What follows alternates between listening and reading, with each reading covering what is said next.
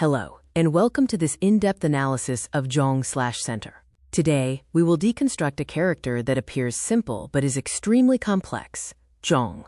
Bua. This is a character that Chinese people use every day, yet they may not truly understand it. It is not the midpoint in mathematics, not compromise, and certainly not muddling through. It is an entire civilization's operating system. Over the next 2 sessions, we will peel it back layer by layer. Since childhood, we have known about the doctrine of the mean, China, and neutrality, as if their meanings are self-evident. But if you pause and ask, what exactly is Zhong? You'll find it suddenly becomes elusive. It is not a standard answer, because Zhong inherently has no single standard answer. It is a deep systemic structure that needs to be deconstructed. What we will do today is unfold the 5 concentric circles behind this character, layer by layer, for you to see. Before we delve into China, let's look outward. Does Western civilization have a concept corresponding to Zhong? The answer is yes, but all are fragments. Greece has the rational golden mean. Christianity is dualistic. Rome and the modern West have political centers, but none represent a holistic order. The Western Zhong is a local function. The Chinese Zhong is a holistic order. This is the core judgment of our first session. Aristotle spoke of the golden mean, where courage is the midpoint between recklessness and cowardice, generosity between wastefulness and stinginess. But this is a guide for rational action, not a cosmic order. Christianity, which presents an absolute binary opposition between good and evil, light and dark, there is no place for Zhong here. Rome had the caput mundi, head of the world, but that was merely an administrative center. The modern West has centrists and balance of power, but these are just political techniques. So the Western Zhong consists of fragments, not the core of its civilization. China's Zhong is different. It is not a single concept, but a multi-layered superimposed structure. I break it down into 5 circles, from outside to inside: cosmos and geography, politics and ritual law, human relations and society, psychology and security, and language and thought. These 5 layers are not parallel. They are like concentric circles, one enveloping the other. We begin with the outermost circle. This diagram is an overview of the entire system architecture.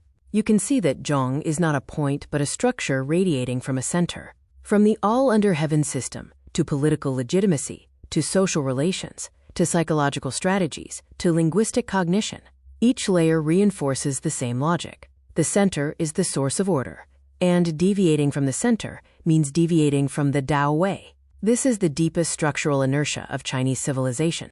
The first circle: cosmos and geography. The ancient Chinese worldview of all under heaven was a set of concentric circles.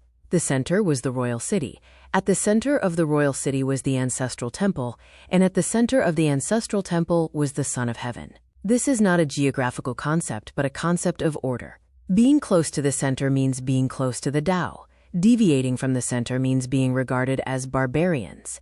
The second circle: politics and ritual law. Central is not just an administrative concept, but the source of legitimacy. The essence of ritual law is to position everyone within a network reference to Zhong, ruler and subject, father and son. Each person's position corresponds to a place in this concentric order. The third circle: human relations and society. Fei Xiaotong discussed the differential mode of association.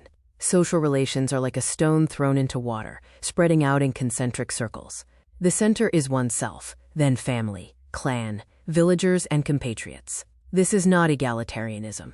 It is an ethical concentric circle, with me at the center. The fourth circle: psychology and security. Chinese people generally have a psychological tendency to avoid extremes, not wanting to stand out too much, take excessive risks, be too biased, or be too alienated. This is not cowardice, but a collective survival strategy. In a long-term, high-density, highly centralized civilization, Zhong is the safest position. The fifth circle: language and thought. The semantic field of Zhong in Chinese is extremely broad: middle, neutralize, neutral, pertinent, the doctrine of the mean, central, center, China, Middle Kingdom, and even poisoned, Shi Zhongdu, or tricked, Shifa Zhongji. The ability of one character to carry so many meanings shows it has permeated the way Chinese people understand the world. The breadth of the semantic field reflects the depth of thought. These 5 concentric circles are not just theoretical constructs, they live in the language we use every day. These 5 concentric circles receive different responses from Confucianism, Taoism, and Buddhism. Taoism has Zhong, Confucianism has Zhong, but Buddhism does not have Zhong as a foundational concept. This is not a judgment of superiority, but represents 3 completely different worldviews. We can think of these 3 traditions as 3 kinds of factory settings. They offer entirely different operating systems for the same character. The Zhong in Taoism is not about ethics, it's about physics. Laozi said, "Too much talk leads to exhaustion. It is better to hold to the center." Shu, Shu, Zhong. Zhong is the position of lowest potential energy, the equilibrium point to which a system naturally returns. Like a ball at the bottom of a bowl, it will eventually settle there. Deviation from it creates tension, and that tension pulls you back. This is returning to the uncarved block, Daoism. Confucianism brings Zhong down to the human realm. The doctrine of the mean states, equilibrium, tu Zhong, is the great fundamental root of all under heaven. But for Confucianism, Zhong is operable. Handling interactions and expressing emotions in just the right way is harmony, quaint, ho, hei. Buddhism speaks of no self, wo, wu, wo, no fixed subject, impermanence, wo, wu, chang, no stable phenomena, and dependent origination, wo, yuan, qi. All things arise from causes and conditions. In this worldview, Zhong has no place to land. If there is no I, who stands in the Zhong? The Madhyamaka school has the middle way, but that means not falling into existence, not falling into non-existence, not falling into permanence, not falling into annihilation. It can only negate, Jopo, not affirm, Zhong. It is a logical refuge, not a positive Zhong. Therefore, in the Buddhist system, there is no position for Zhong. Finally, let's summarize. Taoism places Zhong in the realm of physics/cosmos. It is the point of lowest potential energy, an irresistible law of nature. Confucianism places Zhong in the realm of ethics/human affairs. It is the optimal state of behavior, an operational practice that can be cultivated. Buddhism, at the ontological/logical level, it has no foothold for Zhong. There is only dependent origination and no self, with no fixed center. These 3 are not superior or inferior to each other. They are 3 completely different underlying logics. Understanding Zhong is understanding how Chinese civilization, within its different systems, each defined order and position. Earlier, we discussed the cosmic Zhong, the political Zhong, and the Zhong of Confucianism, Taoism, and Buddhism. But those are all other people's Zhong. From this chapter onward, we turn the lens toward you. If Zhong is the ground state of the universe, that's a matter of physics. If it is the optimal state of human relations, that's Confucian cultivation. But the question I care more about is, for you as an individual, what exactly is Zhong?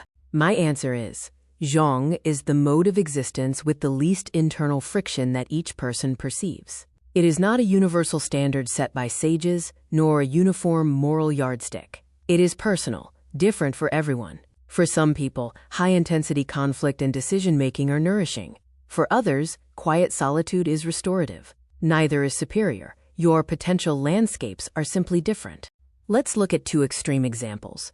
Take Trump and Musk.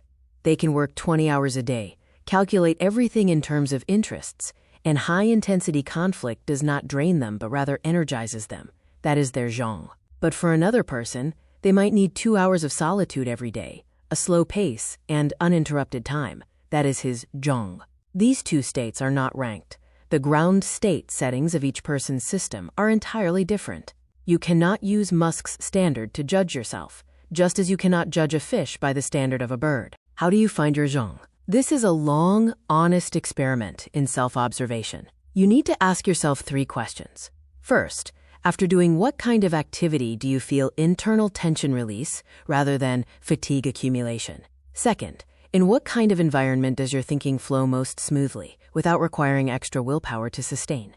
Third, with whom do you not need to pretend, explain, or defend yourself? When you find that state, you have precisely located your Zhong on the axes of physiology, psychology, and values.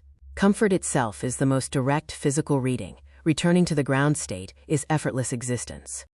But it's not that simple, because you don't live in a vacuum. In this world, there is also a vast social average field. the statistical result of the superposition of billions of individual potential surfaces. Your Zhong and society's Zhong often have a cruel differential. In this chapter, we address the energy cost caused by this differential. What is society's Zhong? It is the mainstream values, the default schedule, the conventional standards of success. It is like a giant star.